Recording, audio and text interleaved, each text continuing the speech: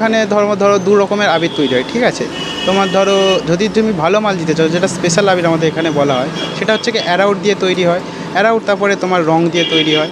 আর যদি আরেকটা আছে সেটা হচ্ছে গিয়ে মেশিনে তৈরি হয়, ঠিক আছে, সেটা আমাদের একটু খাটুনি কম হয়। সেটা হচ্ছে নর্মাল আবির যেটা বলা হয়। সেটা ধরো তোমার ডলোমাইট দিয়ে তৈরি হয়। ডলোমাইট, তারপরে রং আছে, তেল আছে, জল আছে, জাস্ট আর মেশিনকে দিয়েই দিলে হয়ে যায়। এই দুই ধরনের আবিরের কথা বললে কি পার্থক্য রয়েছে? পার্থক্য ততটাও না। পার্থক্য একটা আছে যেটা তোমার সৌন্দর্য, এটা ওটার কালার এর থেকে যে অ্যারাউডের কালারটা হয় এটা এর থেকে একটু বেটার হয়, ঠিক আছে। আর ডলোমাইটের কালারটা একটু নর্মাল হয়। আর অ্যারাউড জানো তো খেতে পারে লোক, তো গায়ে মাখলে অতটা সমস্যা নেই। তো এটাও সমস্যা নেই কারণ গায়ে মাখলে ওটা একটু সফট টাইপের হয়, এটা একটু হালকা একটু কড়কড়ে টাইপের হয়। এইটাই পার্থক্য, জাস্ট এর কিছু নাই। কীরকম দাম যাচ্ছে দুই ধরনের আবিরে? দু ধরনের, ওটা অ্যারাউডের প্রতি তো জানেন তো, অ্যারাউডের কিলো কত টাকা করে, 60 টাকা কি 70 টাকা, ঠিক ওরকমই। তো অ্যারাউডের কিলো হিসাবে তো আমাদের একটু আছে, ওটা 5 কেজি বস্তা থাকে, সেটা হচ্ছে কি 350।